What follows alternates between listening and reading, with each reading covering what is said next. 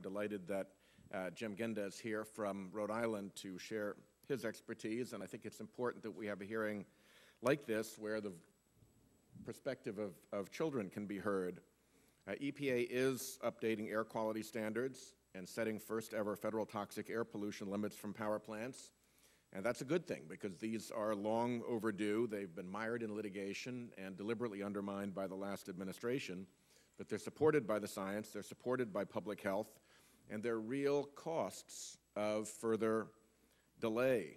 Our Rhode Island Department of Health reports that 11% of children in Rhode Island have asthma.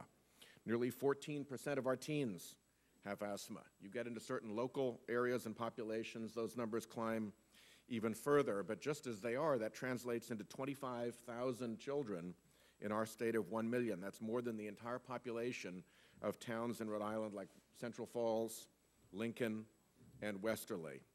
And these children, frankly, are not heard, and the costs to them are not heard. The polluting industries are always heard loud and clear in this town, and there's already been a lot of talk about compliance costs here in this hearing, but there are real health savings that come from these compliance costs, and they usually outweigh the compliance costs by huge factors. And asthma does mean costs. It means costs in human terms, as anybody who's seen a child struggling for breath knows, but it also has real economic costs. The recent report in Rhode Island showed that in 2006 and 2007, the total hospital charges attributable just to asthma were $35 million. That's just the hard hospital charges, not the kids out of school, not the parents who had to stay home, who couldn't work that day because they had to take care of it. There are costs on the savings, on the health savings side, if we don't take these appropriate steps. 2 doctors on Brown University's faculty have found a significant association between pediatric emergency department visits for respiratory-related conditions on the one hand and exposure to fine particulate matter on the other.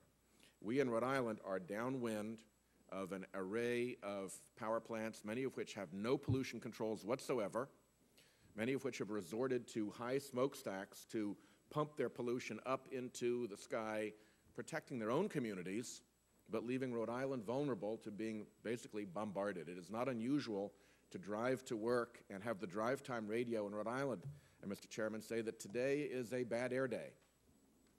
And infants should be kept indoors, elderly should be kept indoors, people with respiratory conditions should be kept indoors, and you look around, it looks like a beautiful day. But it's ozone that has precipitated down as the result of power plants, primarily in the Midwest, without pollution controls, that have elected to dump it on our state rather than clean it up in their state.